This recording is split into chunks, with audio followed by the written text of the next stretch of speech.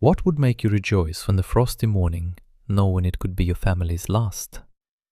What force can compel a person to persevere when the entire world seems to have turned against them, and the approaching cold is ready to wipe their name from the face of the earth? On November 14th, 1921, at precisely 8:45 a.m., the sky above the taiga village of Kedrovka was crystal clear, like a washed blue canvas. The air temperature remained at a tolerable low, around 11 degrees Celsius below zero, and a light, almost gentle breeze barely stirred the tops of the centuries-old trees. The villagers, tired of the prolonged autumn rains and mud, noisily rejoiced at the first real snow, which covered the rutted roads like a smooth, fluffy carpet. Women carried heavy wool blankets into their yards to air, men leisurely chopped wood in their backyards, and children joyfully threw the first sticky snowballs. But Luka Nazarov, the local blacksmith, didn't share in this general childish joy, for his gaze was fixed on the mercury column of an old German thermometer mounted on the log wall of his forge. The mercury, which had stood firmly at -11 just half an hour earlier, began to slowly but inexorably creep downward, as if sensing the imminent approach of something ominous and inescapable. Luka was a stern, silent man, with calloused, heavy hands, accustomed to feeling the slightest changes in heat and cold after 15 years of working with red-hot iron. He had grown up in these parts and knew all too well what the deceptive Siberian calm was like before a true, icy hell. At 38, he had seen it all, but now his heart was clenched with a dull, impotent rage mingled with mortal fear for his loved ones. Just an hour ago, the chairman of the village council, Savly Kravtsov, had entered his forge, his hobnailed boots stomping heavily. He was a heavy, arrogant man in an expensive wolfskin coat, whose word in Kedrovka, in those turbulent years, was considered unquestionable law. Kravtsov placed a crumpled sheet of stamped paper on the cold anvil and, without even looking the blacksmith in the eye, announced that, by decision of the poor committee, the Nazarov's forge, tools, and log house itself was subject to immediate confiscation in favor of the commune. Luka, his pregnant wife Marfa, and their 2 young children, 7-year-old Minka and 5-year-old Nastya, were ordered to leave the village by noon, without the right to take any livestock or grain from the barn. Chairman Kravtsov, throwing back the hem of his luxurious fur coat, surveyed the squalid furnishings of the forge with obvious disdain, and declared that the revolutionary order would not tolerate individual farmers who thought only of their own pockets. He added that Luka had lived comfortably for too long, taken advantage of the lack of good metal workers in the area, and now the time had come to share his wealth with the community. Luka stood motionless, clutching a heavy blacksmith's hammer in his right hand, the most terrifying thoughts racing through his mind. But behind him, in the depths of the outbuilding, he heard the quiet cries of a frightened Marfa clutching her children. The blacksmith forced himself to take a deep breath, lowered the hammer to the earthen floor, and asked Kravtsov if he understood that forcing a pregnant woman and her small children out into the taiga in mid-November meant certain death. The chairman merely grinned contentedly, adjusted his astrakhan hat, and replied that the Soviet government would ensure equal opportunities for everyone, and if the Nazarovs didn't leave by midnight, the activists would throw their belongings right into the snowdrifts. Kravtsov turned and left, leaving behind the heavy smell of expensive tobacco and a deep, ringing silence, in which the ticking of an old clock on the wall was clearly audible. The residents of Kedrovka, having heard of the chairman's dreadful order, did not rush to the aid of the blacksmith, who for years had been repairing their ploughs for free and shoeing their horses on credit. On the contrary, a small crowd of local activists and simply curious onlookers had gathered on the village's main street, their faces expressing a complex mixture of glee, fear of Kravtsov, and silent approval. Prokhor Sedov, a local shopkeeper who had himself narrowly escaped dispossession thanks to his constant bribes to the chairman, stood in the middle of the street in a clean cloth coat, loudly declaring that the blacksmith had always been too proud. Sedov claimed that Luka was too self-serving, building a stone foundation for a barn instead of donating his surplus grain, and generally keeping to himself, as if he were better than everyone else. His words were echoed by Stepanida, a local activist wearing a red ribbon, who shouted that the Nazarovs deserved this punishment, as they hadn't wanted to live like everyone else in communal barracks, but had chosen to create their own warm, private corner. Townspeople and neighbors who had smiled at Luka the day before now averted their eyes, pretending to be busy shoveling snow or mending fences. By midday, as the sun rose above the pine trees, a cart pulled by an old mare, driven by a young activist with a rifle slung over his shoulder, pulled up to the blacksmith's house. By this time, Luka had already managed to gather the bare essentials: a heavy axe, a handsaw, a coil of strong hemp rope, 2 woolen blankets, and a small sack of old crackers, which Marfa had managed to hide under her hem. They weren't allowed to take anything else. The activists carefully checked every bundle, even confiscating Luka's warm winter sheepskin coat, leaving it in an old worn jacket, and led the only nursing cow out of the stall. Marfa walked along the snowy street, carefully supporting her large belly and tightly holding the hands of her pale, frightened children, who couldn't understand why they were being kicked out of their warm home. The crowd in the square watched them depart in deathly silence, and only Prokhor Sadov shouted after them that the blacksmith could now build himself a palace of taiga moss if he truly had such golden hands as they said. Luka didn't turn around, his face a stony mask, his gaze fixed far ahead, where, beyond the bend of the frozen river, the dense, impassable Urma began.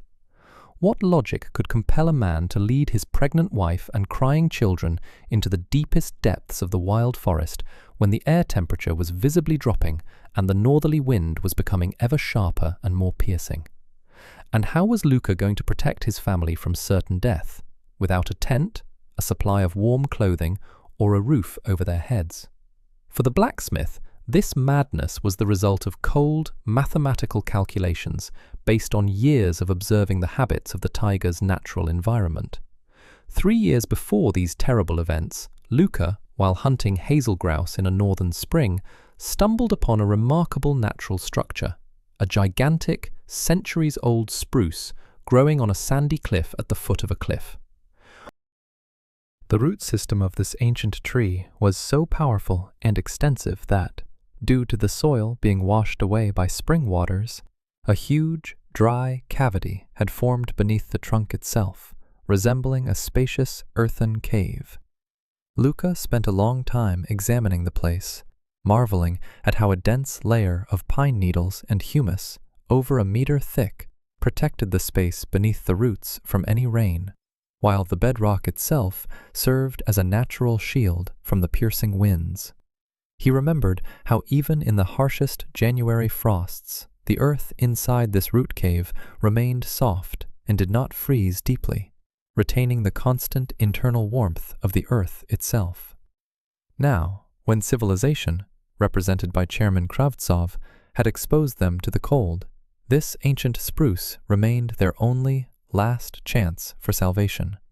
The temperature continued to plummet, and by 2 o'clock in the afternoon, if Luka had carried a thermometer, the mercury would surely have registered -24 degrees. The wind, which at first seemed like just an unpleasant autumn draft, turned into a dense, icy torrent that howled from the polar tundra, tearing pine needles from the branches and hurling them into the faces of the exiles. Marfa walked with the last of her strength, her breath escaping from her mouth in thick white clouds of steam that instantly froze on her woolen scarf, turning into a prickly crust of ice. Little Nastya no longer cried, she simply had no strength left to do so, and the blacksmith carefully carried her in his arms, holding her close to his chest, trying to warm her with the remnants of his own warmth through the thin fabric of his worn jacket. 7-year-old Minka walked bravely beside his father, repeatedly falling into deep snowdrifts, but he didn't complain, merely clutching the edge of his father's pocket tighter with his chapped fingers. Behind him, the entire prairie remained buried under a deathly white shroud, and ahead, rising to the leaden sky, stood a gloomy, dark pine forest like a wall, into whose depths a barely visible moose trail led. Luka hurried, knowing full well that if they didn't reach their cherished goal before nightfall, the morning sun would find 4 frozen statues right there on this trail. Siberia doesn't forgive mistakes, and in mid-November, when the polar front sweeps in, Siberia kills a man in a matter of hours, turning blood to ice and joints to brittle glass. The blacksmith navigated by the barely noticeable notches on the trunks of the old larch trees, which he had made 3 years ago when he first stumbled upon this hidden refuge. Marfa stumbled several times and fell to her knees, sighing heavily and clutching her stomach. And in those moments, Luka felt as if his mind was about to go clouded by despair and pain. He lifted his wife, kissed her cold, chapped lips, and whispered that it wasn't long now, that a warm home awaited them beyond the next ridge, though he himself knew full well that for now all that awaited them was a damp hole in the earth beneath a tree's roots. Chairman Kravtsov's pride and satiation remained there, in cozy Kedrovka, by the blazing tiled stoves, while here, in the winter Urma, the primordial, merciless law of the survival of the fittest reigned. Around 4 o'clock in the evening, as the taiga began to rapidly flood into a thick, inky twilight, they finally reached the steep cliff of the northern spring where the same century-old giant spruce grew. Its trunk was so enormous that 3 grown men, clasping their hands, could not have grasped its rough, resin-covered bark. The tree's mighty lower branches, breaking under the weight of decades-old snowcaps, descended to the ground, forming a natural, impenetrable canopy over 15 meters in diameter.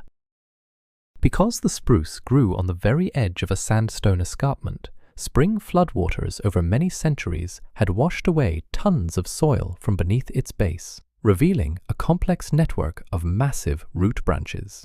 These roots, as thick as a human torso, intertwined, creating a sturdy wooden dome beneath which lay a deep, dry cavity extending deep into the rocky ground. Absolute silence reigned within this natural bunker, and even the fierce taiga wind, which battered the tops of the neighboring birch trees, could not penetrate the dense wall of pine branches. Luka carefully lowered Marfa and the children down the snow-covered cliff face, right under the protective branches of the spruce. As soon as they crossed the invisible boundary of the coniferous canopy, Marfa sank exhausted onto a dry mat of old needles. The ground here was surprisingly dry and soft, smelling of rotting pine needles, mycelium, and the deep winter dormancy that had been accumulating for centuries beneath this tree canopy. The blacksmith took a candle stub from his pocket, struck a hard-to-find match, and a weak yellow flame revealed the scale of their new refuge from the darkness. The cavity beneath the roots was even larger than Luka remembered from his summer hunting expeditions. It was 5 meters wide and nearly 7 meters deep, gradually narrowing and running into the solid limestone cliff face. The ceiling, formed by a tangle of roots and sandstone, was about 2 meters high at its highest point, allowing Luka to stand almost at full height.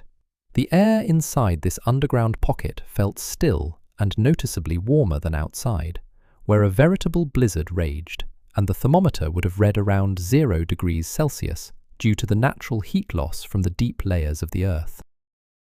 The children gazed in fascination at the intricately curved roots, which in the dim light resembled the paws of giant fairy tale creatures guarding this underground kingdom from the cruel outside world. Minka carefully laid out their simple belongings, an axe, a saw, and a small bag of crackers on the dry needles, while Nastya, snuggled against her mother's side, slowly began to warm up, marveling at the droplets of resin frozen on the roots above her head. Marfa looked up at her husband, a faint but sincere hope flickering through her tears, and quietly asked how they could survive here for even a few days without a fire and a warm bed. Luka knelt before her, took her cold hands in his huge calloused ones, and confidently replied that in 3 days they would have the warmest and safest hut in all of Siberia. He knew he had no time for idle chatter, for the polar hurricane outside was only just gaining its destructive power, and every minute of delay could cost them their lives. Kuznets immediately set to work, drawing on his many years of experience as a builder and surveyor on the Siberian railways, blasting rock and reinforcing tunnels. He understood that their primary task was to completely seal the cave's interior from the cold outside air and create an effective heating system that wouldn't turn their shelter into a smoke trap. Luka grabbed an axe and stepped outside into the raging white darkness to gather the first materials for constructing a protective front wall. He needed strong, dry deadwood logs, which were abundant in this part of the taiga thanks to old windfalls. He had to work by feel, overcoming the wind, which literally knocked them off their feet and stung their eyes with stinging snow. But the thought of his pregnant wife and freezing children gave Luka superhuman strength. He felled dry pine trees, chopped off branches, and carried heavy logs on his own back to the cliff, throwing them down to the base of a century-old spruce, where his trusty axe and a rescue plan awaited him. During the first hour of work, Luka managed to drag 6 massive pine trunks to the base of the tree, which would serve as the frame for the future wall. Returning to the vaults of the root cave, he brought armfuls of dry birch bark and small spruce branches to light the first signal fire to warm the family. He built a small makeshift fire pit from limestone fragments in the very depths of the cave, right next to the rock wall, where he noticed a small vertical crack leading upward through the monolith. When the first sparks ran across the birch bark and dry pine needles, the cave lit up with a bright flickering light, and the warmth from the fire slowly began to spread into the corners, bringing smiles to the chilled children. But Luka knew this open fire was only a temporary and very dangerous half-measure, as the smoke from it was gradually beginning to accumulate near the ceiling, and unless they built a proper furnace with proper draft, they would quickly suffocate. The real battle with the elements and human cruelty was just beginning, and the blacksmith had to prove that his knowledge and will were stronger than any Siberian limestone. By the morning of November 15th, the polar hurricane had reached its full force over the taiga, and the groan of the century-old pines outside merged into a single deafening roar, reminiscent of a locomotive about to crash. The air outside the spruce canopy had cooled to a record-breaking -32 degrees Celsius, -82 degrees Fahrenheit, and stinging snow pellets fell horizontally, completely erasing the boundaries between earth and sky. Inside the Nazarov's root shelter, the situation remained stable, but Luka knew he had no time to rest, as the makeshift fire was mercilessly devouring the meager oxygen supply.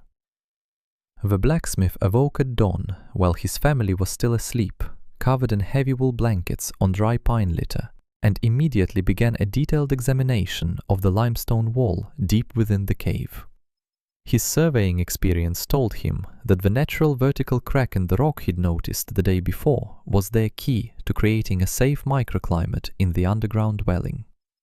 He carefully inserted a long dry rod into the crevice, and was relieved to see that the passage descended deeply at an angle of almost 90 degrees, meaning the draft for the future furnace would be ideal. Luka sat down on a limestone fragment and, right on the sandy floor of the cave, sketched out a blueprint for the future protective wall and heating system with a sharp piece of rock, calculating every centimetre of available space. His plan was both simple and ingenious. He decided to erect a solid frontal partition right at the entrance between the massive spruce roots, leaving only a narrow opening for a massive oak door.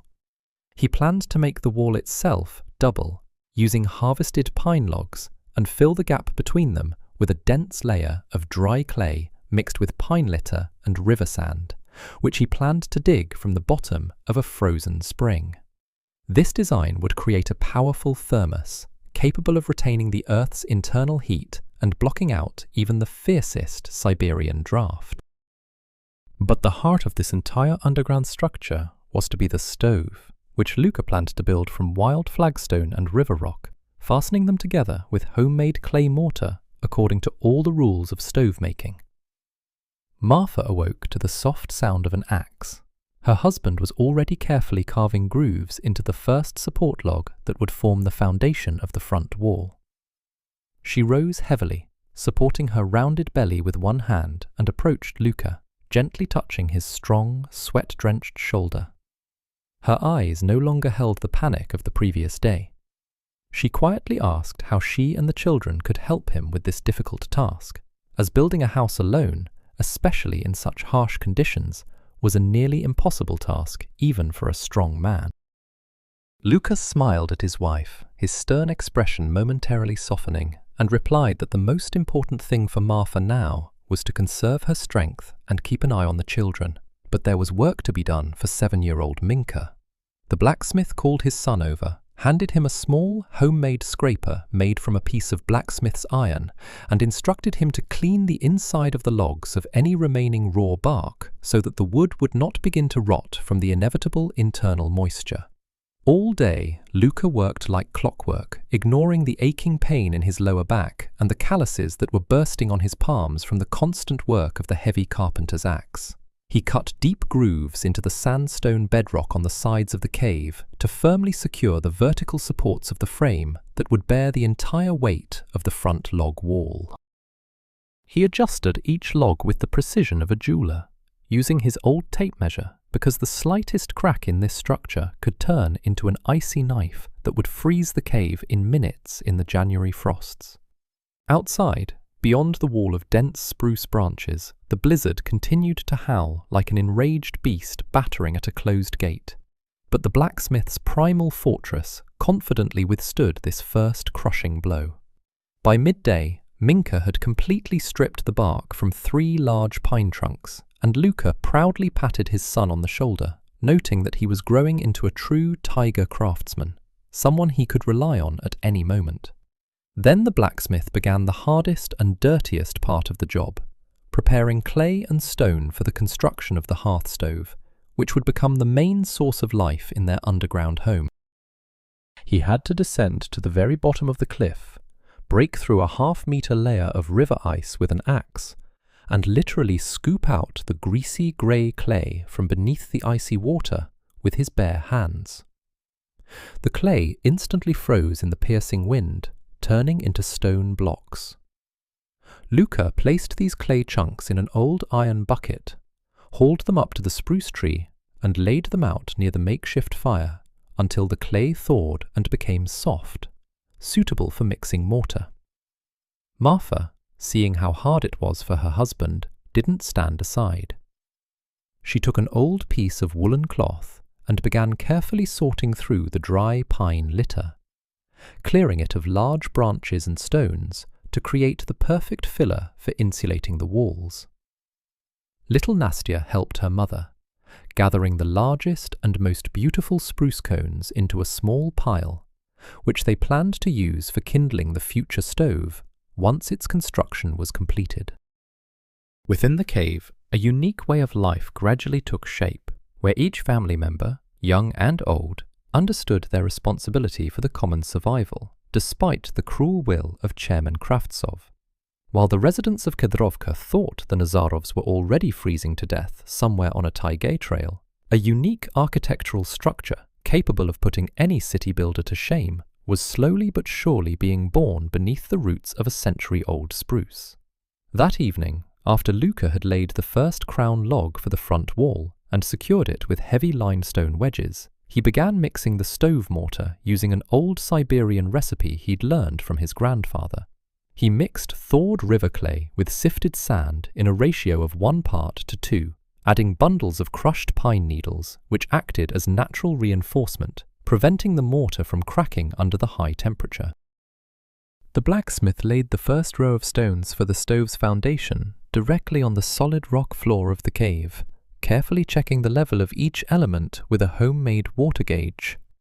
He knew that this first stone was the foundation of their future stability, and if the stove was laid correctly, the thermal mass of the rock would act as a gigantic natural radiator, warming their home during the long winter months.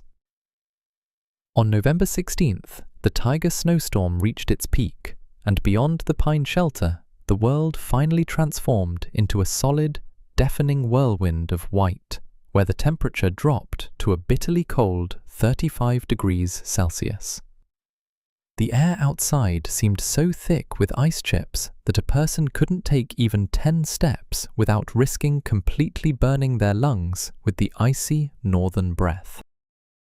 Inside the blacksmith's root dwelling, Luka Nazarov continued his relentless, grueling work, ignoring the overwhelming fatigue and the intense pain in his aching shoulders. He knelt before the base of the future furnace, carefully laying flat limestone slabs, which he split with the heavy butt of an axe directly from a rocky outcrop deep within the cave.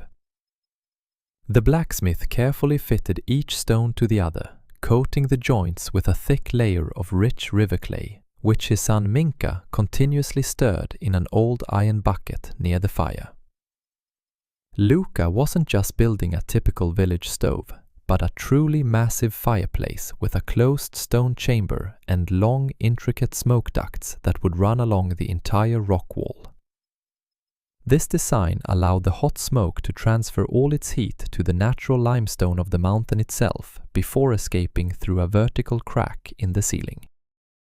The blacksmith understood that if he could successfully heat this multi-ton stone monolith, the rock itself would begin to radiate a soft, deep warmth that would linger for days even after the last log had burned down.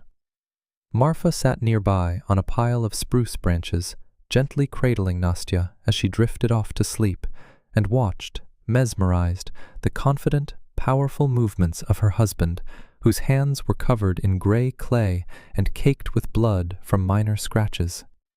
She saw how, in the semi-darkness of the cave, illuminated by the dancing tongues of a temporary fire, a solid, massive wall of wild stone gradually rose up, taking on the outlines of their future salvation.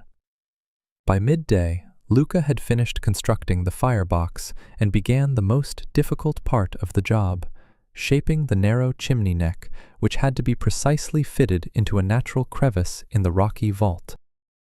The work required extreme precision, as if smoke had begun to leak into the living area through small cracks.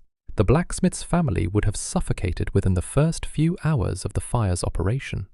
The blacksmith used long strips of sheet iron, which he had miraculously managed to retrieve from his old workshop before the activists heavily padlocked its doors. He rolled these strips into tight pipes, coated their exterior with a thick layer of clay mixed with pine litter, and carefully wedged them deep into the rock crevice, filling the voids with rubble and sandstone fragments. Minka, his son, despite being only 7 years old, worked alongside his father, bringing him small, flat stones for wedging and adding water to the drying clay mortar, which was quickly losing moisture in the heat of the makeshift fire. The boy was very tired.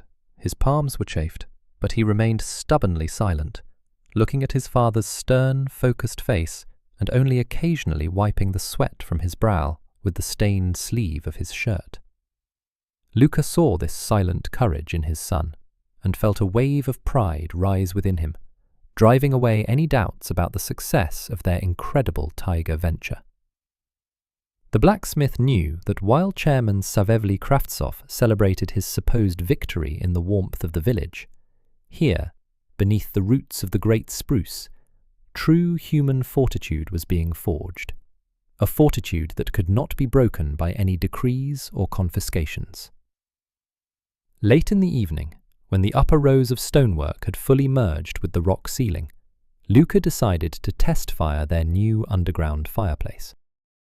He carefully placed several dry birch logs, which Minka had prepared during the day, on the bottom of the firebox, placed a thick bundle of dry birch bark on top, and struck the last match from the box.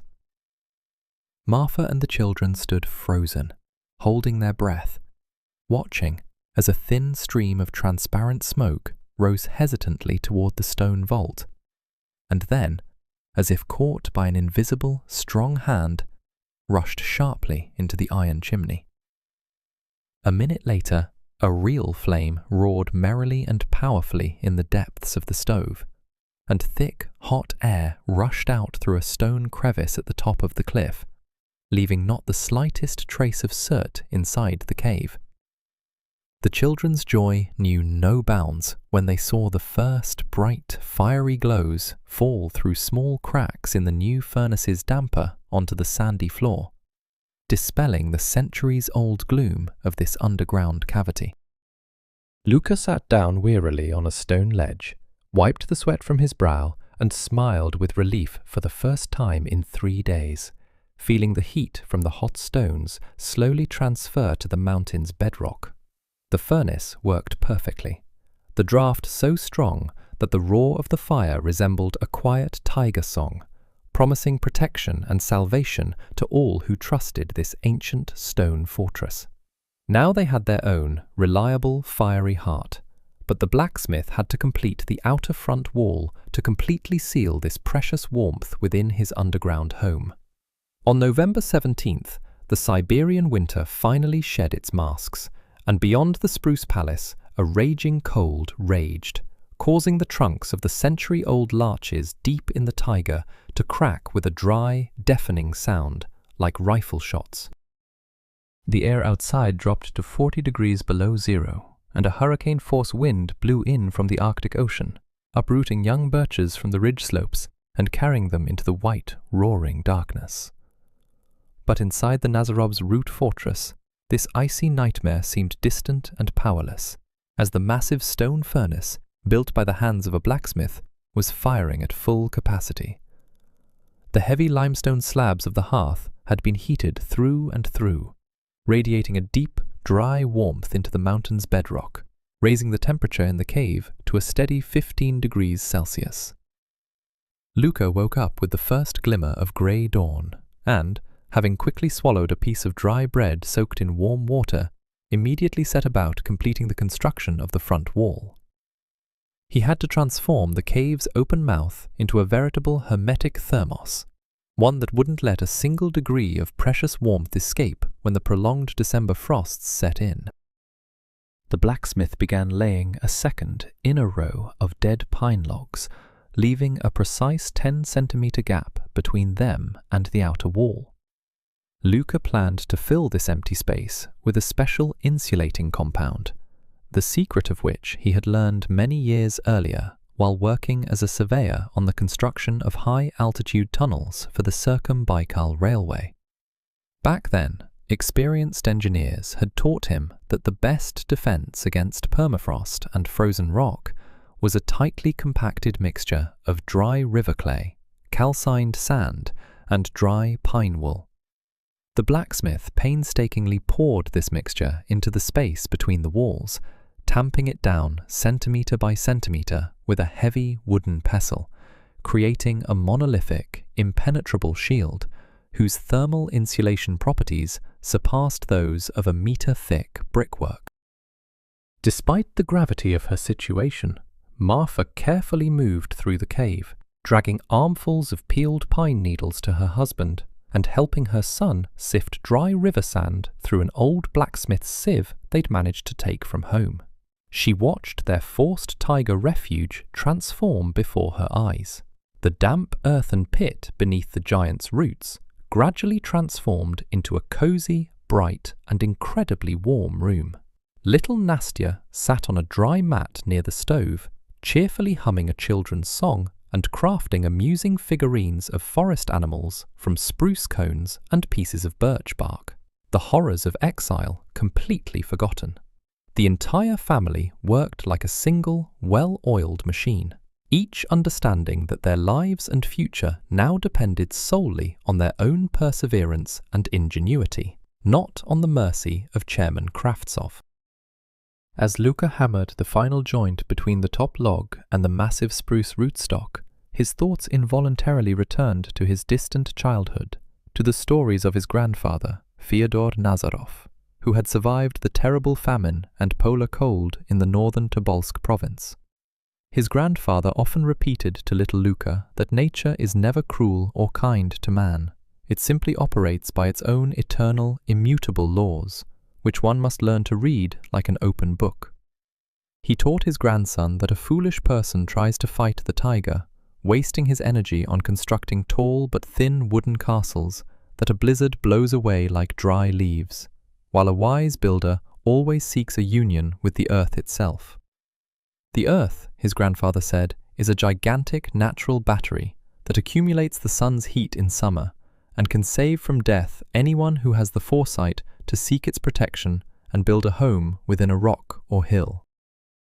These old lessons, which once seemed like a simple taiga fairy tale to the boy, now saved his own pregnant wife and small children from certain and terrible death in the snowdrifts. By 3 o'clock in the afternoon, the front wall was completely finished, and the blacksmith began installing the front door, which he had carved from a thick, centuries-old oak block he found at the bottom of a cliff among old driftwood. The door was heavy, almost 8 centimeters thick, and Luka hung it on massive iron hinges he had forged himself in his forge a week before the dispossession, as if anticipating the imminent flight. He carefully adjusted the jambs, lined the door edges with strips of old woolen cloth, and installed a sturdy internal bolt made of pine timber, capable of withstanding the onslaught of any forest predator or intruder. When the door closed with a dull, solid thud, a strange ringing silence reigned within the underground house, in which only the cheerful crackling of dry wood in the stone fireplace could be heard. Luka sank wearily onto a freshly planed bench by the wall, wiped his face, coated in wood dust and sweat, with his sleeve, and surveyed the fruits of his 3 days of grueling labour, defying all odds. The front wall thermos had securely sealed the interior, and the heat from the stove began to quickly warm the air, raising the room temperature to a comfortable 20 degrees Celsius. Martha approached her husband, gently placed her hand on his aching, tired shoulder, and quietly declared that this place was now their true, God-blessed taiga abode, where no hurricanes would fear them. But the blacksmith knew their solitude would not last long, for rumours of a cave blacksmith surviving in the taiga would inevitably reach the village council, and the chairman, Savely Kravtsov, was unlikely to leave them alone when he realized his harsh sentence had failed. By mid-December, the Siberian winter had completely encased the taiga in a sheath of ice, and the snowdrifts around the century-old spruce had grown as tall as a man, completely obscuring the outline of the sandstone cliff. Outside, perpendicular snowstorms raged, sending the mercury in the village of Kadrovka plummeting to -45 degrees Celsius, forcing local residents to constantly stoke their wooden huts. But inside the Nazarovs' underground dwelling, considered by the forest animals to be the safest place in Urma, a profound peace and a constant gentle warmth, hovering around 20 degrees above zero, reigned. The multi-ton stone monolith of the mountain, heated by the intricate smoke circulation of the Lukina kiln, now functioned as a huge radiator, and the blacksmith needed only 3 dry logs in the morning and 3 in the evening to maintain the ideal microclimate in the room. Helga Lindfist from Montana, or Niels Bergstrom from Dakota, who lived in the same harsh historical eras, would immediately recognize in this building the signature of true folk wisdom, which does not fight nature, but takes it as an ally. The blacksmith's family's life had developed remarkably smoothly. Luka had dug a deep ice cellar deep in the cave, where the limestone gave way to a soft clay vein, where the temperature remained at around 4 degrees Celsius year-round.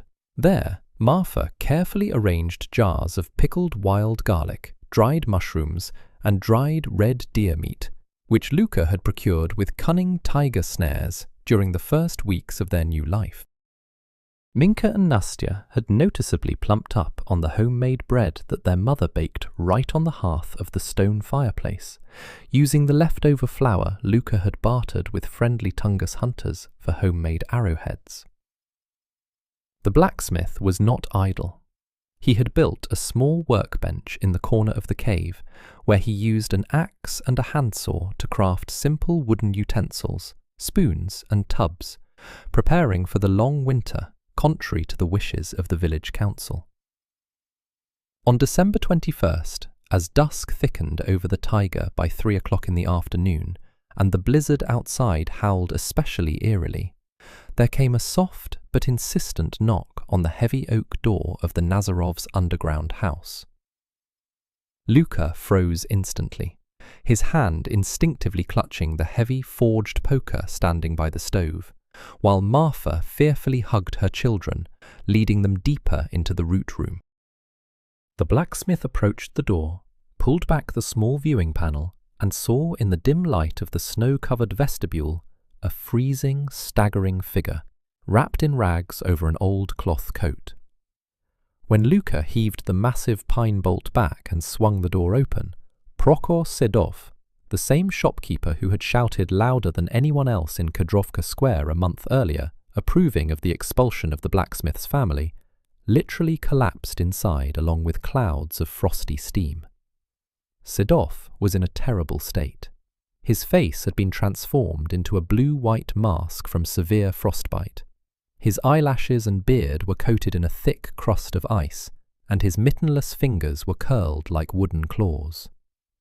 He lay on the earthen floor of the underground hut, trembling violently, and from his cracked, bloodied lips came only a quiet, hoarse groan, a plea for mercy and salvation. The heat pouring down from the red-hot limestone slabs of the onion hearth struck the shopkeeper like a physical blow, for he hadn't seen real warmth for several days, ever since the icy chaos had begun in the village. Marfa, contrary to all the laws of human resentment, didn't utter a single reproach. She quickly fetched a bowl of warmed goat fat mixed with St. John's wort oil from the cellar, and began to carefully massage the unexpected guests' frostbitten cheeks and hands.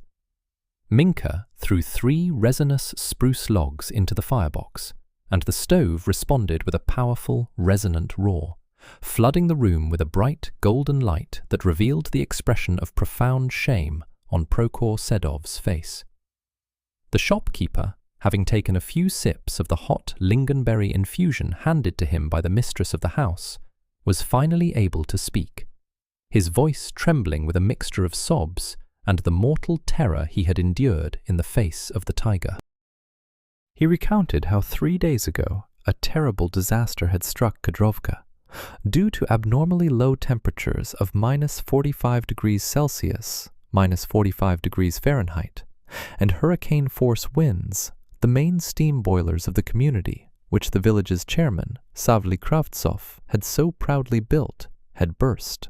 The activists' wooden barracks and new, prefabricated houses, hastily constructed without deep foundations or thick walls, had frozen to their foundations in just 2 hours, turning them into icy vaults. Kravtsov himself, along with the top council members, had locked himself in the stone administration building, refusing to let anyone in.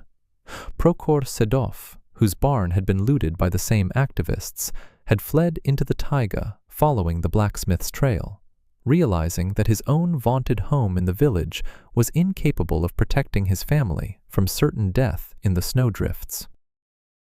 The shopkeeper lowered his head, covered his face with his hands, and whispered that he had come to ask Luka not about himself, but about his children and wife, who were left to freeze on the edge of the forest, 1.5 miles from the century-old spruce, unable to take another step through the blizzard.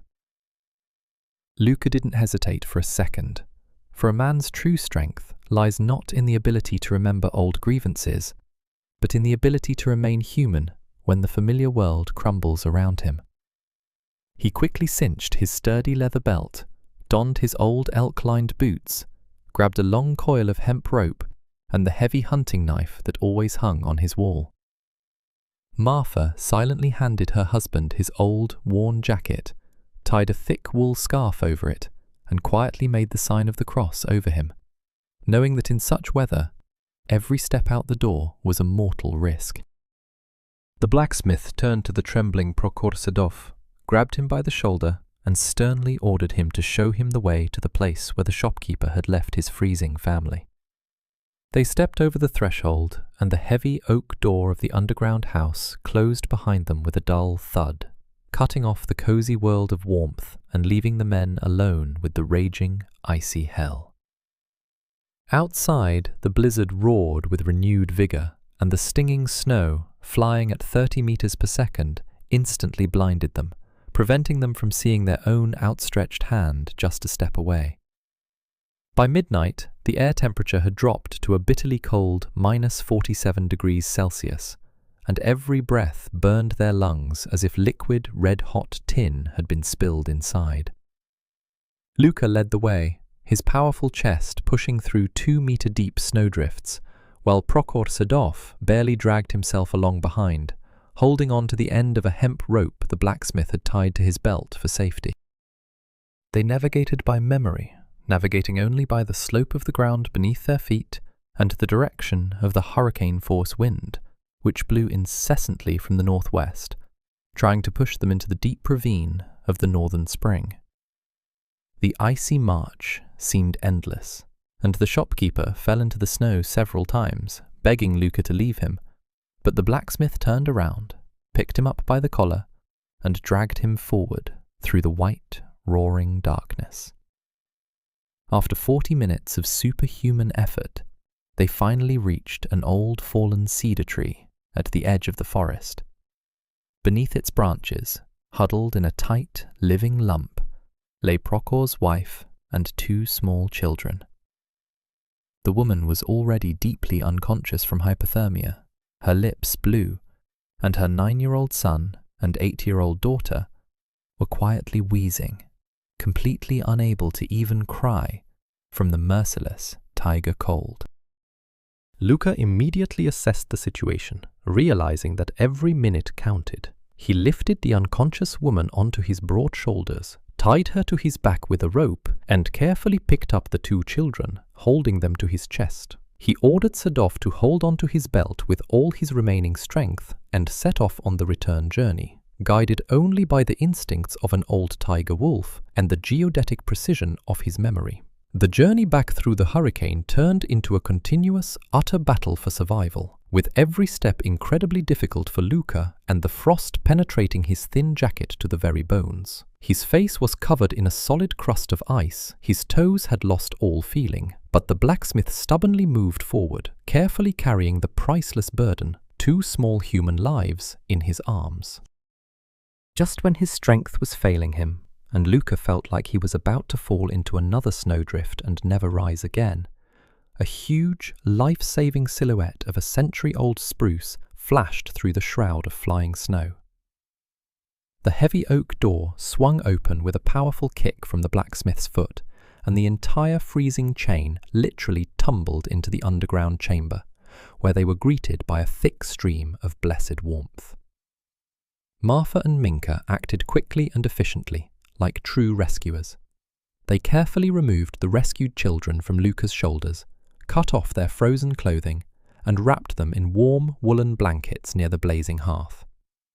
Marfa began to give the children a hot infusion of rose hips and wild honey, while the blacksmith, slumped exhausted on the bench, watched for a long time as a healthy pink blush slowly began to appear on the pale cheeks of the little Sedovs. By the morning of December 22nd, 9 souls were already in the underground ark of the blacksmith Nazarov's, and although the room had become cramped, the space and warmth from the red-hot limestone stove were more than enough for everyone.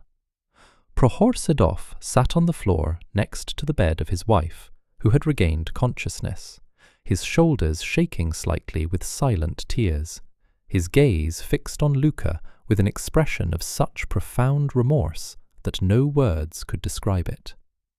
The shopkeeper approached the blacksmith, fell to his knees on the sandy floor before him, and, swallowing tears of shame, whispered that he would never forget this great act of mercy and the lives of his children. He confessed that the entire village of Kidrovka had now turned into an icy hell, where people cursed the chairman, Savely Kravtsov, for his vaunted but useless thin-walled buildings, which had failed the first serious test of the Siberian winter. Sedov added that in the coming days, other surviving residents of the village would flock to the century-old spruce, as rumours of the blacksmith's warm and saving underground fortress had already begun to spread secretly among the freezing people. Luke silently lifted Prokhor from his knees, handed him a piece of warm homemade bread and calmly replied that their doors were open to anyone who came in peace, because the walls of his underground home did not know who had ridiculed them and who had not. They simply knew how to stand firm. The ice storm finally exhausted itself only on the 9th day, and when the morning of December 23rd illuminated the taiga with the first rays of a cold, golden sun, a completely alien world, transformed beyond recognition, opened up before the survivors. The entire village of Kedrovka lay in ruins, buried under enormous 3-meter-deep snowdrifts, from which only the remains of torn-off roofs and the sooty chimneys of frame barracks protruded forlornly. The thin-walled public buildings, hastily erected on the orders of Chairman Savely Kravtsov, disregarding the harsh Siberian climate, froze completely and collapsed under the weight of multi-ton snowcaps. Kravtsov himself, along with the top officials of the village council, abandoned the freezing people to their fate and fled on their surviving horses towards the district centre in the midst of the blizzard, forever losing his inflated authority and power over the local residents. But beneath the massive roots of a century-old spruce, in Luka Nazarov's underground fortress, not a single human soul perished during those terrifying 9 days, and the blacksmith's ark successfully saved 32 people from certain death. The room was overcrowded. People slept in layers on the floor, covered with whatever scraps of cloth and blankets were available, but the constant deep heat from the red-hot limestone stove slabs kept everyone warm. The meagre food supplies from Luka's icebox, meticulously divided by Marfa into tiny daily portions, allowed all the freezing children and women to survive without a single case of exhaustion or illness. The cave's interior, which Prokhor Sedov and other Kedrovka activists had laughed so loudly at just a month earlier, proved its absolute mathematical impeccability in the face of the primordial elements. The restoration of Kedrovka began the following spring, but it was a completely different village, its architecture forever changed by a painful lesson learned by the locals. Prokhor Sedov, who had completely changed his views after the miraculous rescue of his family, was the first to approach Luka with a blank notebook and humbly ask the blacksmith to teach him the rules of underground construction. Under Nazarov's watchful guidance, 19 new residential buildings were erected in the vicinity of the village within 2 years, securely embedded in the southern slopes of the taiga hills and protected by thick earthen thermoses. Thin panel walls and shallow foundations were a thing of the past, and the phrase "building like a blacksmith" became firmly entrenched in the lexicon of Siberian settlers as a key synonym for reliability, durability, and a profound respect for the laws of the wild. Luka Nazarov lived a long, peaceful, and deeply respected life, reaching old age in that very underground chamber, sheltered by the spreading branches of his great spruce savior. Hundreds of people from all the surrounding villages attended his funeral, including the 32 survivors he had rescued and their many children, who remembered to whom they owed their very existence. Marfa gave birth to a strong and healthy boy named Fyodor in honor of his grandfather, a stove maker. From a very young age, this child imbibed the family's most important wisdom: never attempt to subjugate the taiga by force. Their unique cave dwelling, popularly known as the Nazarov Ark, was carefully preserved by the blacksmith's descendants for many decades as a prime historical monument to human foresight and resilience. As early as the mid-20th century, when the old spruce finally withered from age and collapsed during a summer thunderstorm, district authorities decided to erect a massive memorial slab of dark Siberian granite on the site of the former cave.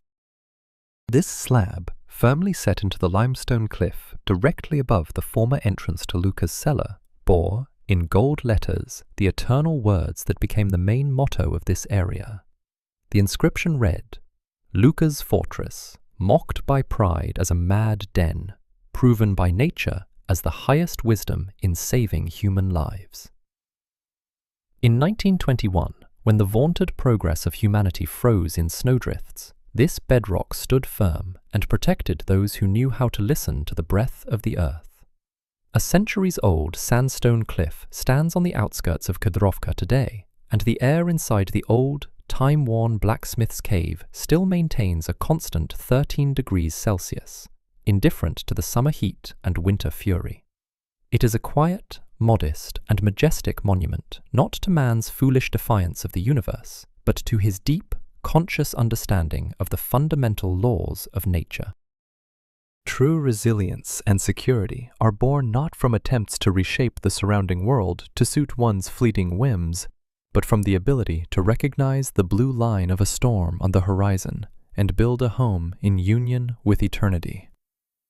Subscribe to our channel if this detailed and profound approach to uncovering the mysteries of human survival touched your heart, and be sure to leave a detailed comment under this video.